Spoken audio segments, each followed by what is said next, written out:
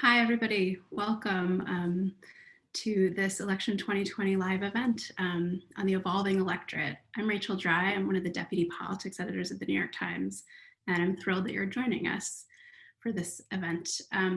Putting it together was a real thrill, especially I have a birthday coming up. And so thinking about the young people and the youth vote was a wonderful way to feel old, to really feel every last day of what I'm calling my late mid-30s.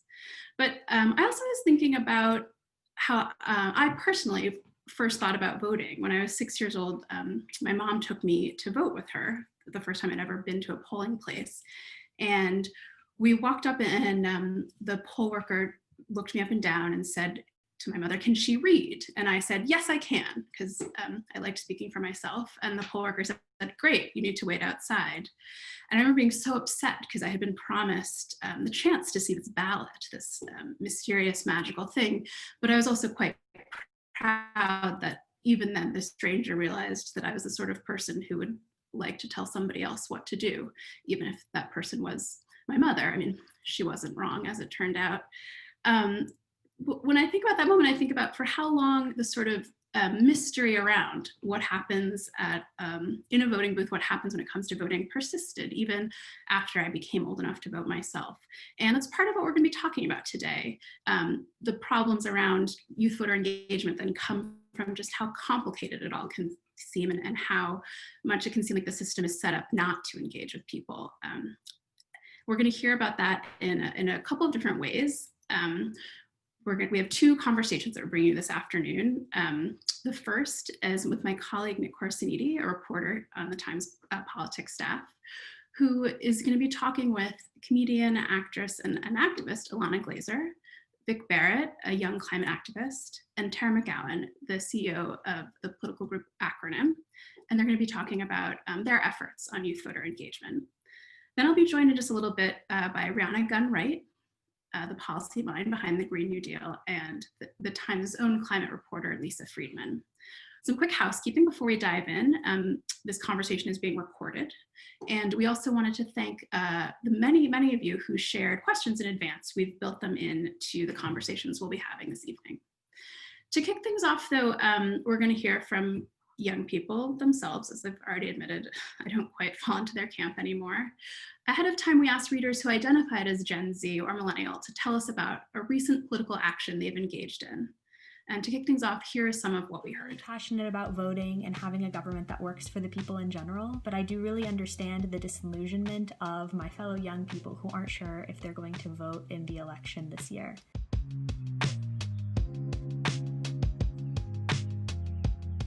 Even so, I'm doing what I can in my small way to convince my peers that only by voting, especially this year, and working inside of the system as well as outside of it, do we have a chance at ever having elected officials in place who care about serving all of the people of this country.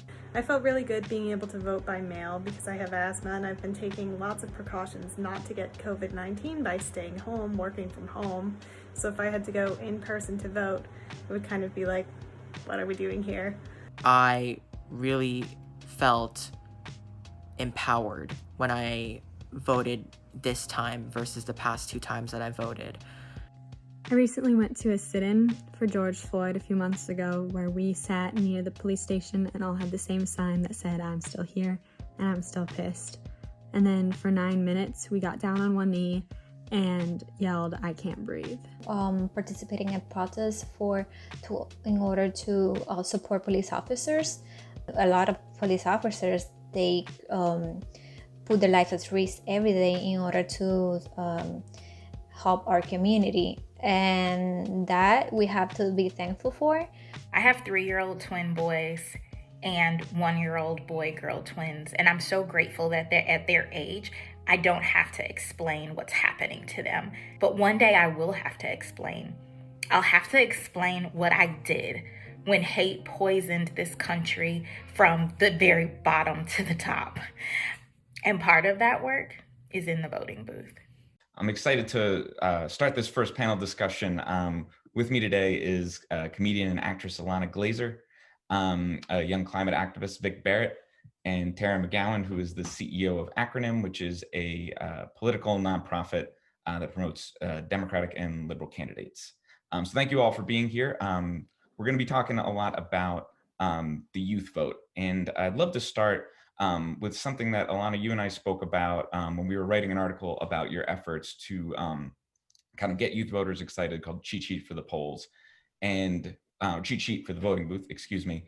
And you said to me, read this quote, "I really resent how I'm supposed to feel stupid if I don't know how the system works." And I think that's something that's shared by a lot of people. And I'm wondering, from your point of view, how do you think the system is keeping voters away? And what do you think voters need to know or want to know, especially ones who are voting for the first time? So, hi, Nick. Thanks for having us. I'm so excited about this panel. Yeah, so my nonprofit Generator, which is part of what's powering Cheat Sheet for the Voting Booth with Tara's group, Acronym.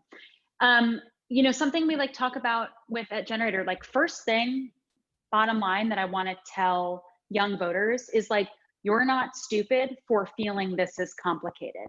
That's the main thing to me, because I feel like without admitting that is how that barrier stays up. And I continue to feel so stupid as I tried to change my address, and I'm looking on the elections, and in the climate that we're in of fear mongering, I mean, a lot of climate stuff we can talk about, but the fear mongering climate that we're experiencing, this sort of authoritarian tone, it's anything can be spun as a barrier for people to claim their human rights, basically. And that this idea of things are rigged, in the election system, they are, but it's hard to parse out. I'm scared to say it because I don't want to admit that that is true, and I don't want that to be used against the side that is aiming just at basic human rights. But that's the first thing I want to say is voting is not that easy.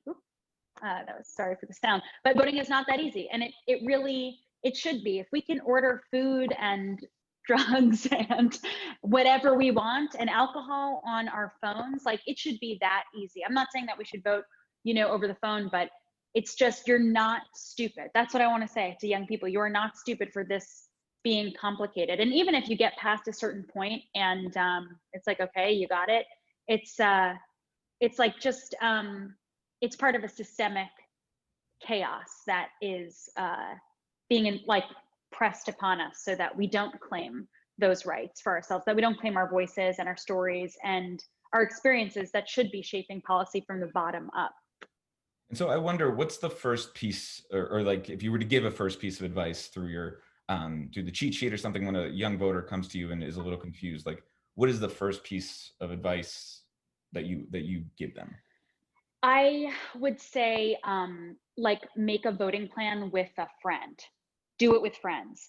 I want to say watch Cheat Sheet for the Voting Booth, share it around, make it exciting. Truly, I think that making it sexy, fun, and cool is the priority to me. I think the administration and whatever, I don't know how partisan we can be, but it's made so ugly. So much about politics is made so ugly that we look away, that we're ugh.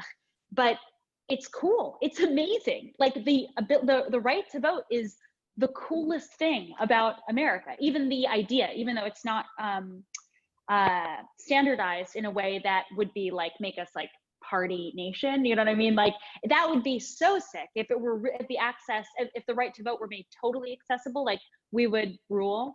But it's not. So I think the thing is talk with a friend and make a voting plan with a friend, because it's the talking out that not only exemplifies what the systemic, when a microaggression happens or an aggression, and the first thing is what was that? And then like, I kind of like make it like do the mental gymnastics of figuring out like, what just happened? Is it because I'm a woman? You know, when something like happens to you and you experience it, have to parse it out. Like, that's kind of what I think the point of talking it out with a friend, a voting plan, to figure out like it's oppressive, that it's not just that easy. So there's a little bit of like, emotional, you know, mud to trudge through to get through that. And then it can actually be fun.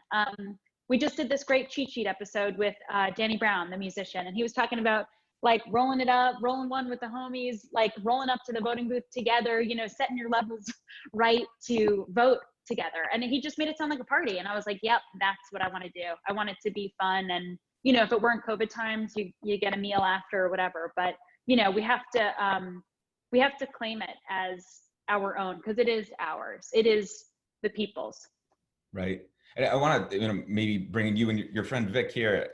You guys worked together. I think you met working on an episode. There was kind of a reaction to the 2016 election, and how you were able to kind of channel that reaction into some creative energy. And I'm wondering from the two of you how you channeled, you know, how you experienced the 2016 election and what it made you feel, how you channeled that into action now, and what you kind of hope to bring to this election.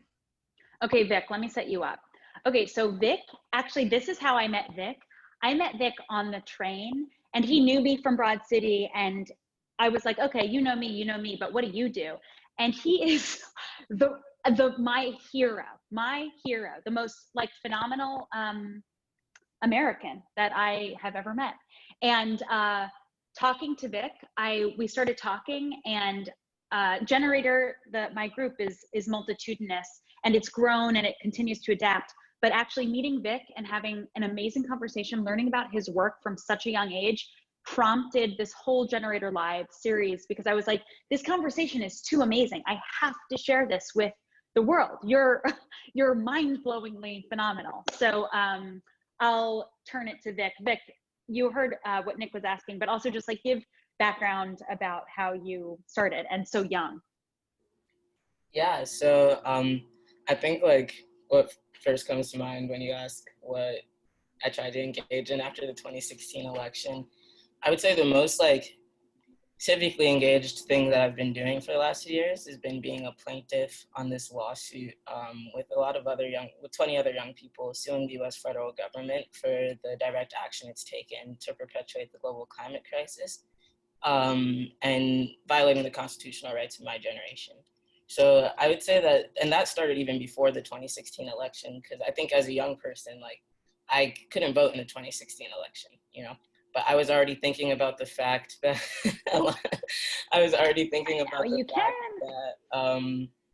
that I didn't have a say in government, that there was things that I wanted to change, and that there was things that weren't looking in the right direction for my generation. I wanted to have a voice in it, and I couldn't because I was under the voting age.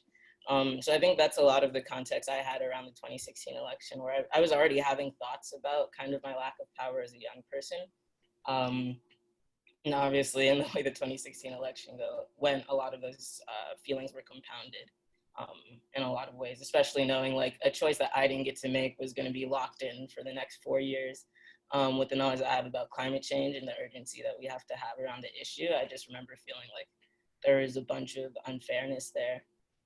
So a way that I kind of fought back against that was through the lawsuit.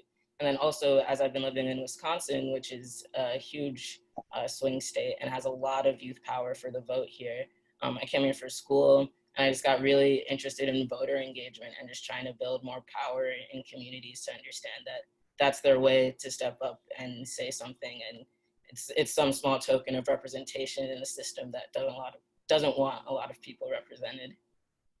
Right. And, you know, Vic, I'm curious, and I'd love to also bring Tara in here from your kind of point of view, having worked on political campaigns, but why do you think it's been harder to get young people to vote? You know, I'm sure like when you talk to your friends, you know, what are some of the reasons that you've heard why they're like, I don't want to vote, or I just can't vote?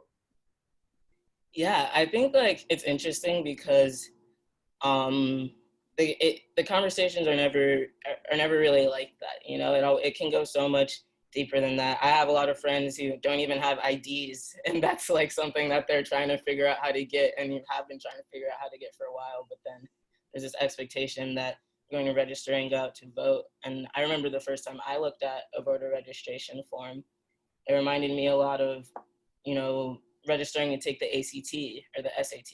And at least that I could do online, and a guidance counselor was looking over my shoulder while I did it. And the expectation for people like of the similar age, of the same age, is that we're going to make sure our ID and our address is in order when like this is our first home, and like and mailing things in when, you know, I never mailed anything until the first time I voted, honestly. And I feel really confident saying that like a lot of other 21-year-olds could like agree. And I think that it's important that we kind of stop this narrative of, like Ilana was saying, thinking that's on the fault of young people. That's just like the direction our world is going. When I joined high school, that's when they started giving everyone iPads to learn on, you know, and so we have to understand that that's the context. And if we actually want people, we actually like legitimately want people to take part in our elections, we need to actually be willing to do the innovation so that they can.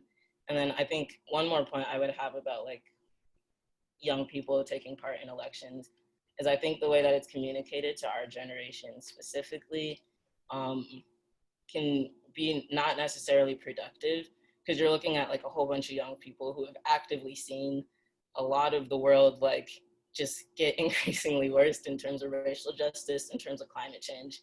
And, you know, we've seen people voting around us through all of that.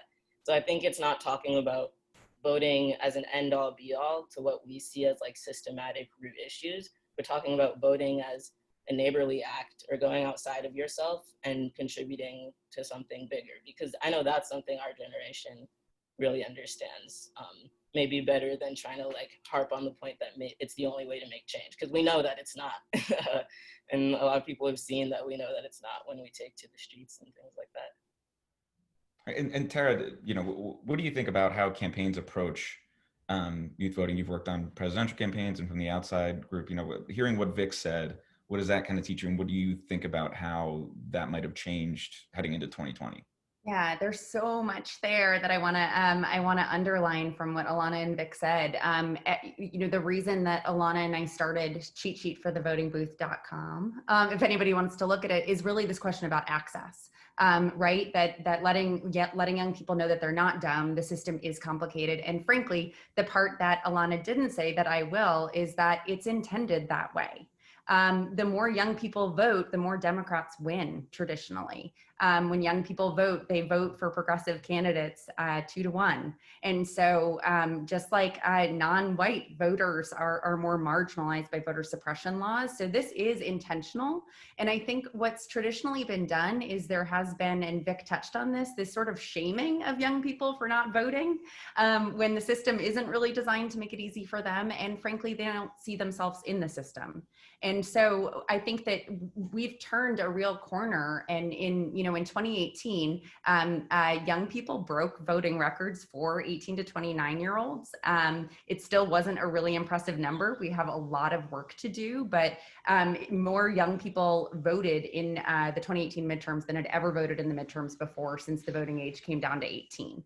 So I think that the tide is shifting, and I think part of it is actually because young people are seeing other young people take agency and use their voice and speak out about issues like gun violence and climate change. And they feel inspired, not shamed, to get involved in the process. They see a space for themselves. And I think one of the other kind of barriers to entry for young people is that political campaigns, the candidates, for the most part, or for historically speaking, the presidential candidates, they're older and they don't look like young people. And the people that run the campaigns and run the consultant firms that run the media programs to reach out to voters, they're not young either. And so they really don't know how to relate. And I think that young people today more than ever before have more of a sense of agency younger because of social media in large part. We all have these devices. We're all content creators. We're all stars of our own show. The long-term effects of that are still unknown, but it really does provide a sense of agency, and our system doesn't. And I think that the more people that are speaking out and showing how they can use their voice on their own is actually moving campaigns and candidates in that direction. And then the last part I would say is that the more that young people see young people like them running for office or speaking out like AOC and like other candidates, they're more likely to get involved and see themselves in those roles and see themselves as part of the process. And that's such an important part of the work that both Vic and Ilana are doing, is showing that it is accessible, it is ours, and that we can make a difference. And as soon as we do that, we can actually change everything that's broken about the system that's keeping us out of it. Right. So we've been getting a lot of questions from a bunch of readers ahead of this panel. They were very excited to hear from all of you.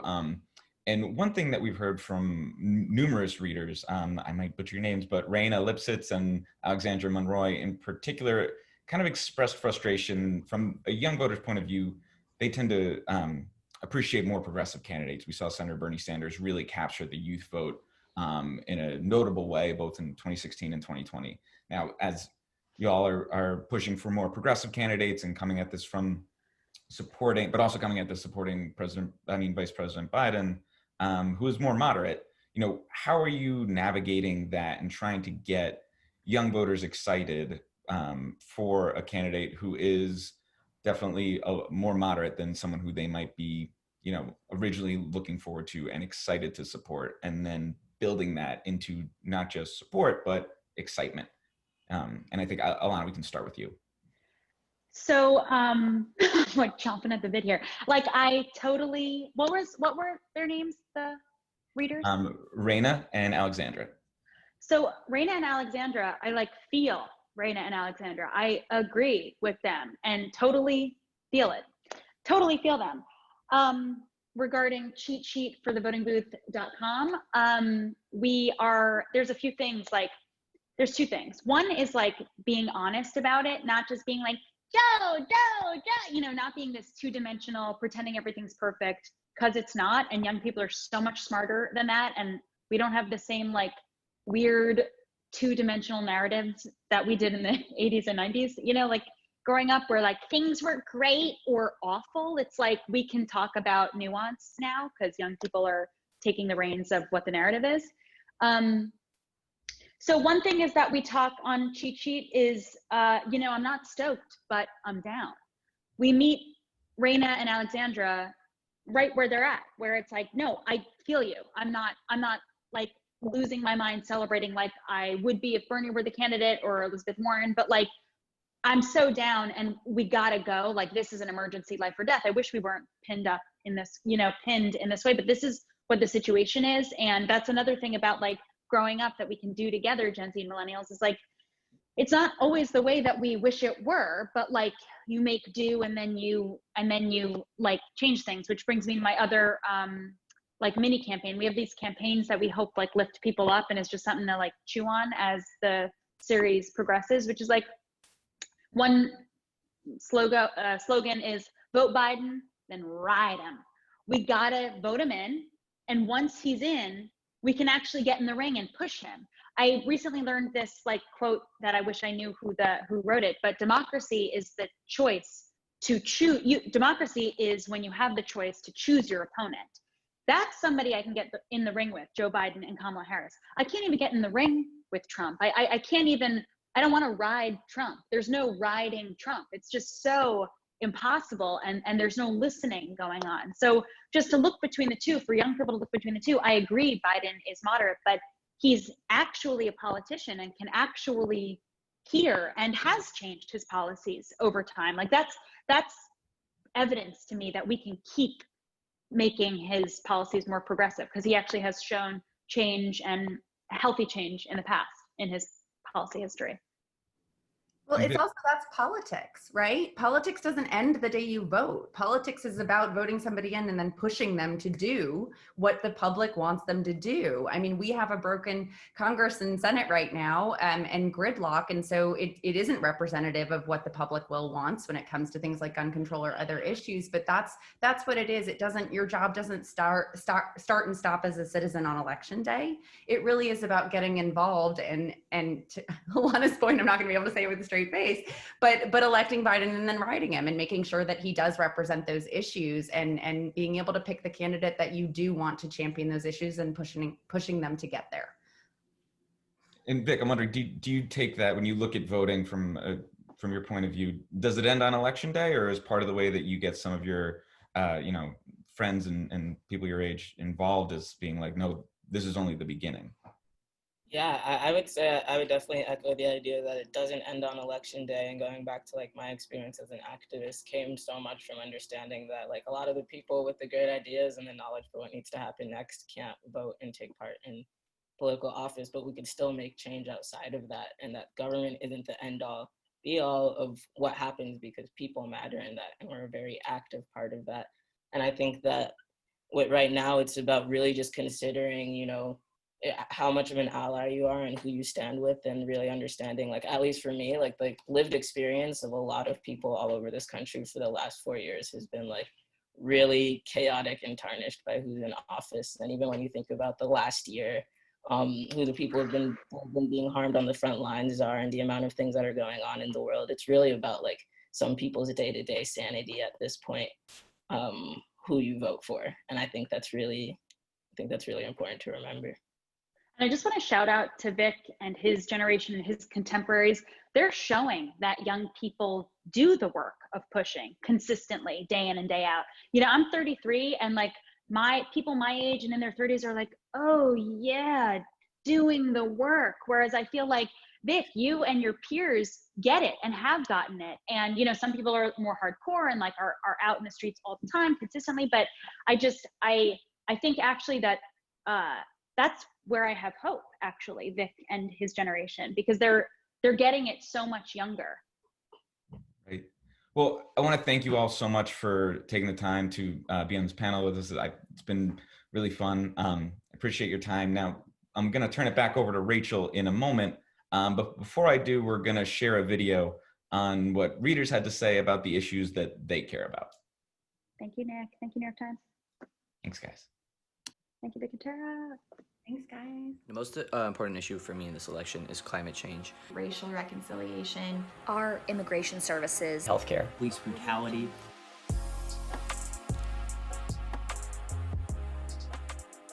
immigrants and refugees, care for the poor, criminal justice reform. These things matter to me and are not wholesale represented within either political party. So one of the issues I would like to see addressed by national leaders would definitely have to be immigration. What are they going to do about all the families that have been viciously torn apart? Are they going to continue to allow the deportation of innocent, law-abiding, tax-paying people simply because of their legal status? When I was really young, Miami, Florida, my hometown, was ravaged by 3 hurricanes. And since then, hurricanes have only gotten more powerful. We just had Hurricane Laura just attack the Gulf Coast of Louisiana and Texas. And they're only going to get more powerful, and they're only going to keep hurting more and more Americans. Hi, it's nice to see you again. I'm glad we had the audio on that one when we were hearing for those younger voters, and we will be able to re-upload that first video with audio, so you can check that out again where you're streaming this. And I hope you enjoyed the earlier conversation. We're going to shift gears, but not really shift gears because it's all on a theme. We're talking about climate change, which is one issue that young people do say they care a good deal about. And I'm joined here by Lisa Friedman, a reporter on the Climate Desk who focuses on climate and environmental policy, and Rhiana Gunn-Wright, who's the director of climate policy at the Roosevelt Institute and was an architect of the Green New Deal. So I want to start with Lisa. To both of you though too, some readers, including Larry Bagwandi, feel like climate hasn't gotten much attention in this election.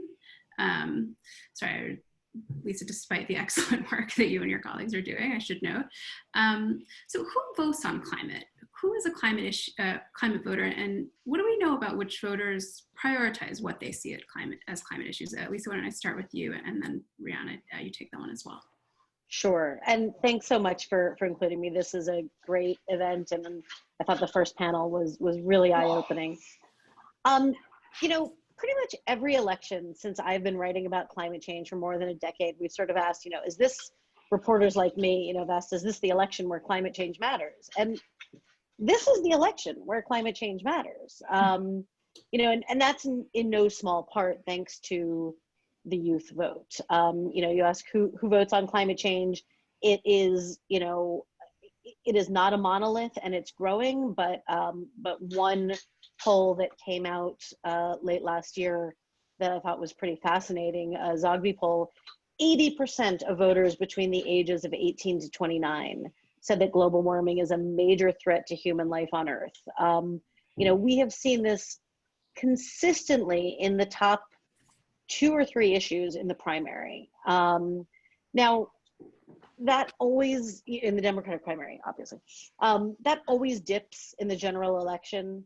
But previously, you know, in the general election, climate change might dip down to 12th, 13th, 14th on voters' priorities.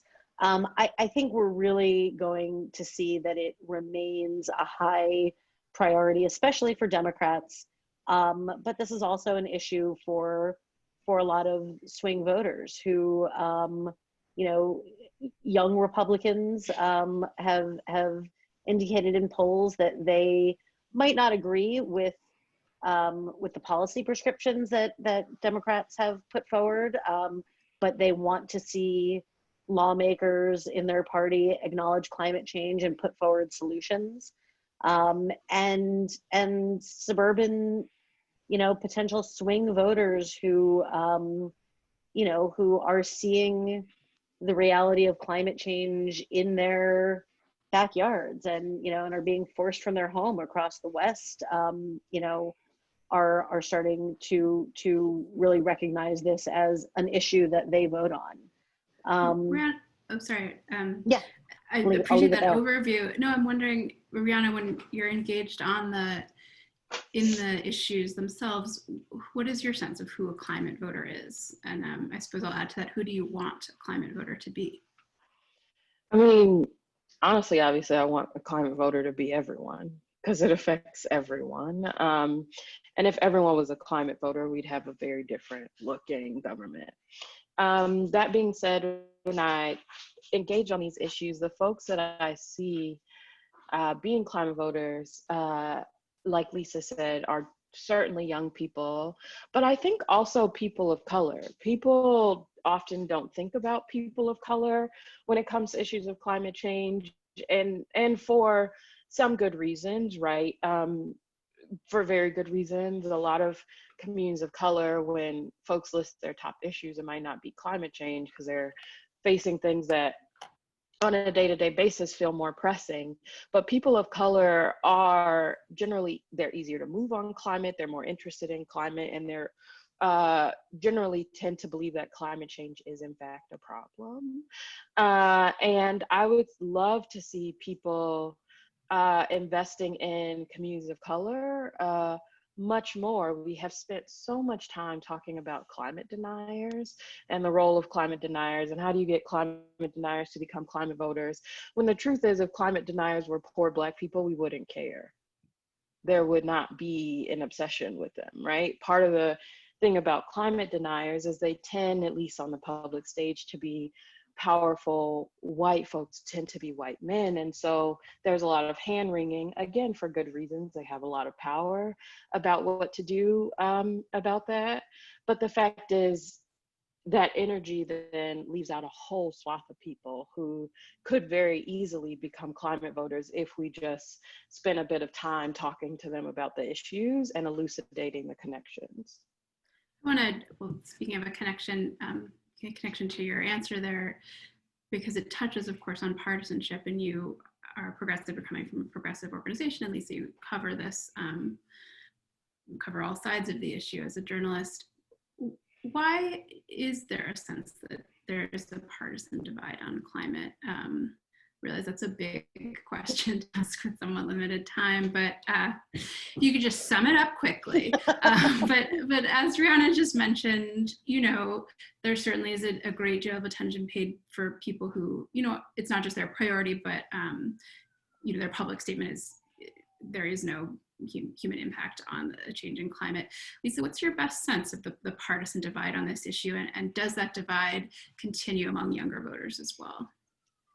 Sure. I mean, you know, the reason that there is a partisan divide on this issue is because of the strength of the fossil fuel industry. Because if you accept the science that says the way to address climate change is to phase out and then eliminate fossil fuel emissions, you are talking about the economies of mostly red states, you know, and the lawmakers who are tied to the industries that are in those states. And so, you know, at a very simple political level, that is why there was, you know, there were sort of brief shining moments of bipartisanship on climate change.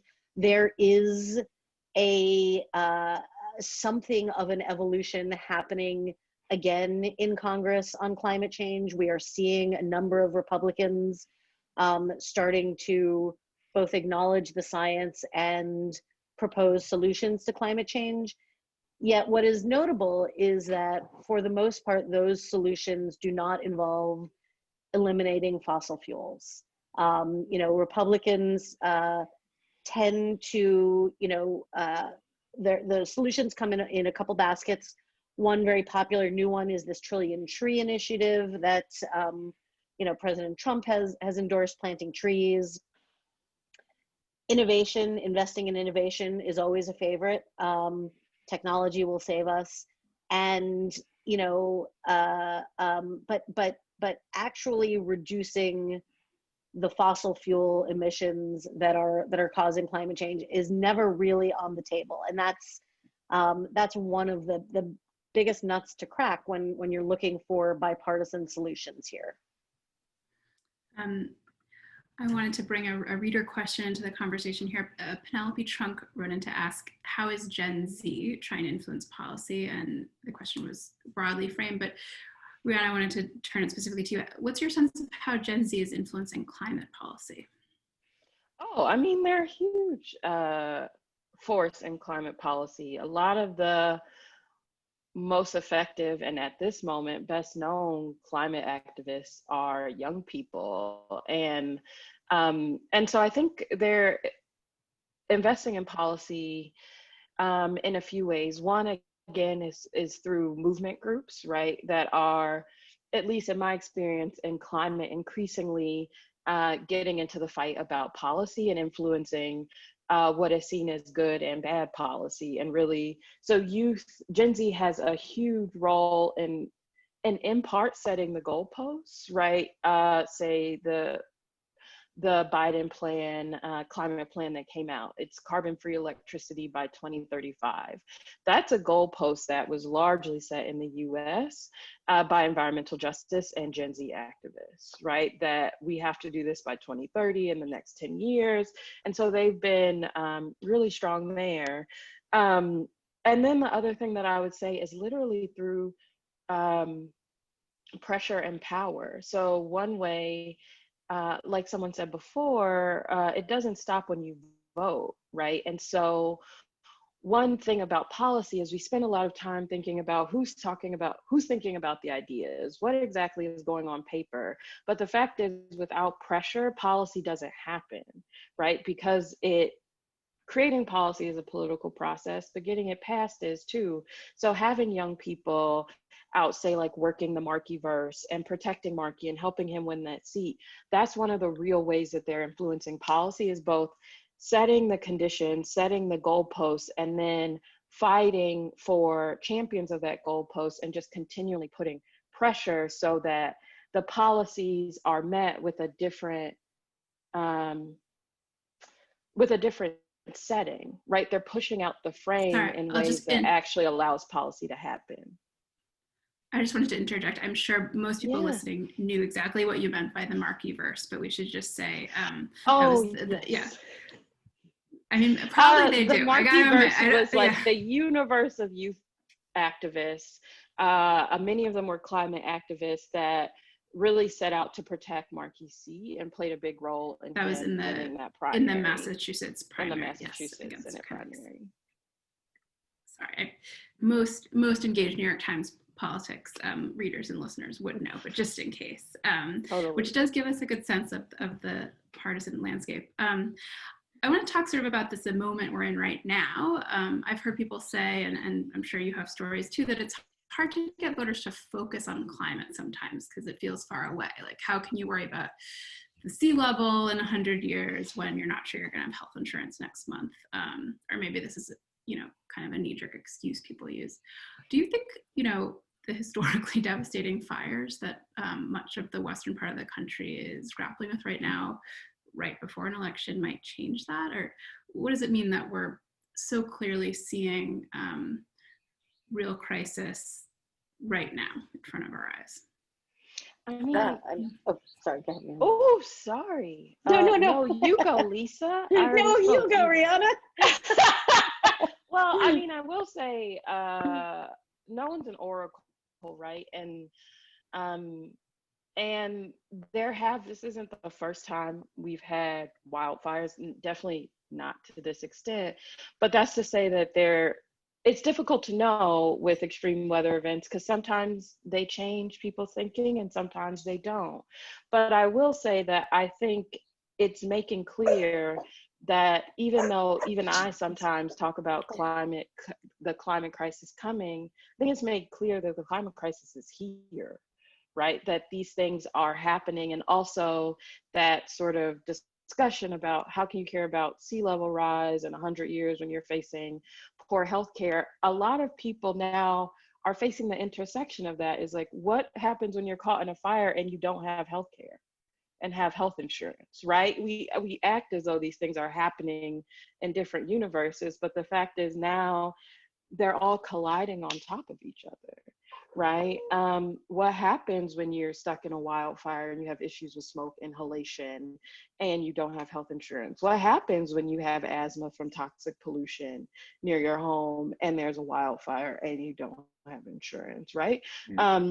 What happens when you say what happened in Paradise, where it might have been a majority white community, but folks didn't have money to rebuild, and FEMA is still not making payouts, right? People are still waiting. So what does that mean when you actually don't have the savings to rebuild on your own, right? And you are faced with a wildfire. So I think what's happening now is, yes, I think the wildfires in abstract, of course, keep people thinking about climate change. But I think what we're really going to be seeing is people recognizing that the climate crisis isn't going to be something that happens outside of their everyday life, but it's going to be another factor that complicates what's already a sort of unraveling social safety net, and what that means for your individual life and your family's life.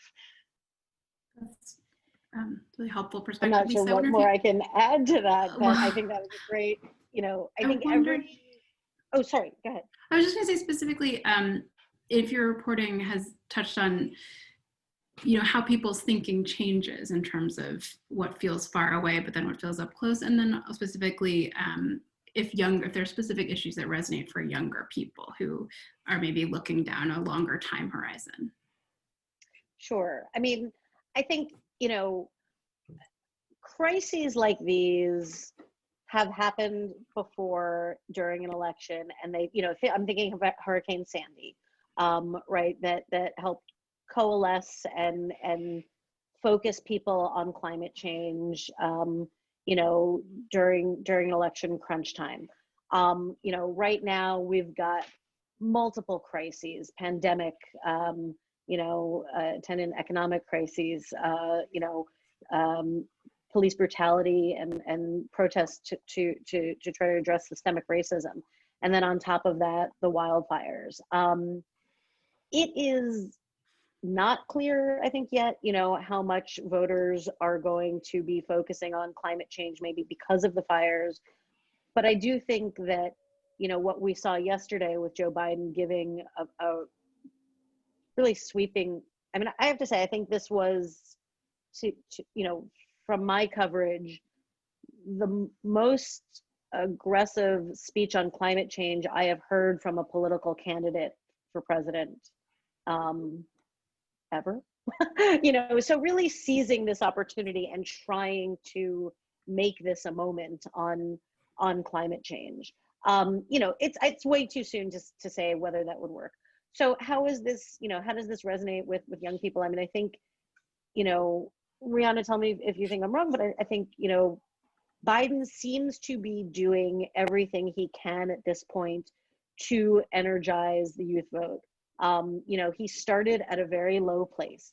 You know, we saw him, you know, videos being sent around the internet of him being dismissive of, you know, young activists who were you know, trying to push his position on fossil fuels and fracking. We have, you know, the criticism of Biden for months and months and months through the Democratic convention was questioning his level of commitment to climate change. You know, and then he took a task force that included, you know, his people, you know, a lot of Obama people, sort of an old guard of John Kerry, the former Secretary of State, Gina McCarthy, the former EPA administrator under Obama, and, you know, a lot of youth activists, Varshini Prakash from Sunrise Movement, you know, AOC, and what came out in July was a new ambitious climate platform that seems that very focused on bringing in that sort of progressive youth vote. I think only time will tell, you know, in the next couple months if it works. You know, I'd love to get Rhianna's thoughts on how energized, you know, the climate left is by these changes that they're seeing in Biden or not. Let's Lisa ask the question. Well, no, it's perfect. It's a great question. We have this question, then we have one to end on. But what is your sense of how energized the left is? Yeah, I mean, my sense is that people are certainly energized, and both by the movement that they've seen and some of the commitments, say 40% investment in frontline communities. That's in the Biden plan for sure. I think people are perhaps even more excited just by the change, the flexibility, the fact that he seems to be showing that he's listening and desiring to listen. I think there's some skepticism. I mean, that task force that Lisa pointed out, it was definitely not 50-50, right? Old guard and progressives.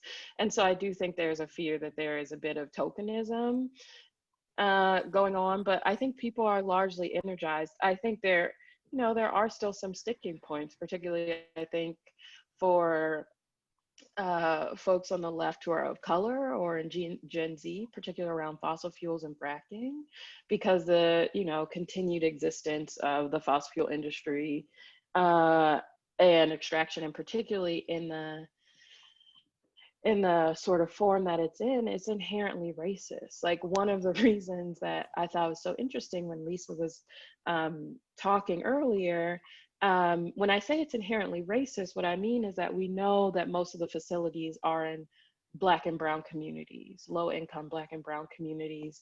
And so it's also that environmental racism, which, you know, has also been shaped by decades of redlining and whatnot, that plays a big role in climate politics, right? In the sense that the worst of the fossil fuel industry is put on Black and Brown folks who aren't believed when they say those things, and the riches and the rewards are largely you know, in better off white communities or to corporations, right? So that is a split that sort of mirrors larger splits in the US that also sort of stymies action. And so without movement on the fossil fuel sides of things, the demand side is the part of his plan that's about investment. That is all very progressive, but silence on fossil fuels is concerning because that is an equity issue inherently. It's very helpful perspective about this present moment. And I wanted to end with one question that's looking forward a little bit. Rhianna, I read that you said the Green New Deal had been imagined from the perspective of a young person, in the sense that the decisions that we make now are going to shape much of what happens for the next 50 years. So to each of you, I wondered if we could end on, what is one thing based on your views or your reporting that you hope is true about life in the United States 50 years from now on September 15th, 2070. Lisa, why don't we start with you? Well, I very much hope that I'm not still writing about how people need to start waking up to the issue of climate change. But I do have to say I really am seeing a tremendous change both in the interest and commitment of people in a way that just wasn't there when I started writing about this issue years ago. And so I am hopeful about what the political landscape will look like 50 years from now on this issue. Rhiana, what do you think about 50 years from now? It's one hope. Honestly, I hope that the sense of sort of collectivism and the need to act on behalf of your community, other people who are different than you, just to act on behalf of others, that Vic mentioned, that's such a part of Gen Z. I hope that we actually see that in 2070 and we see policies that reflect that. Because climate change requires that sort of, I think, real climate policy, real climate action requires that commitment, because it's just far too large to solve in any way that's not collective or a collective effort. You can't get the coalitions that you need, obviously. But I think more than that, just like I said, like climate change, when you talk about it as a zero-sum individualistic issue, it becomes a lot easier to delay. And I think when you don't, the type of policy that you get and the urgency changes. And so I think that that sort of collective spirit, I hope that when I see that in 50 years, like that's the thing that marks our policy and our political ideologies, not what I'm seeing now. Wonderful. Well, collective spirit is a great place to end this collective experience we've had. I'm so grateful to both of you for being here, to everyone who joined in, to Vic, Ilana, and Tara, and Nick for the first segment, and to everyone who's listening in. I do want to let you know about 2 upcoming events. Tomorrow, you can tune in at 4:30 Eastern to a book review live event, which is about the politics of fiction with authors Rachel Kushner, Ayad Akhtar, and Marlon James, a stacked lineup, just as this was. And then on October 14th, we'll be back with another Election 2020 live event. For all that and more, to stay updated on everything we're doing, please visit timesevents.nytimes.com. And again, it's a real pleasure for those of you who are able to join in. And thank you so much to all the panelists. Have a wonderful rest of your evening. Good night. Thank you. Thank you. I'm really passionate about voting and having a government that works for the people in general, but I do really understand the disillusionment of my fellow young people who aren't sure if they're going to vote in the election this year.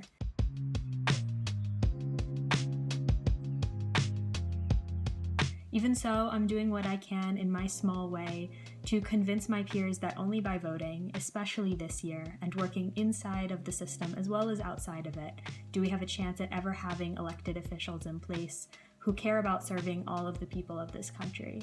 I felt really good being able to vote by mail because I have asthma and I've been taking lots of precautions not to get COVID-19 by staying home, working from home.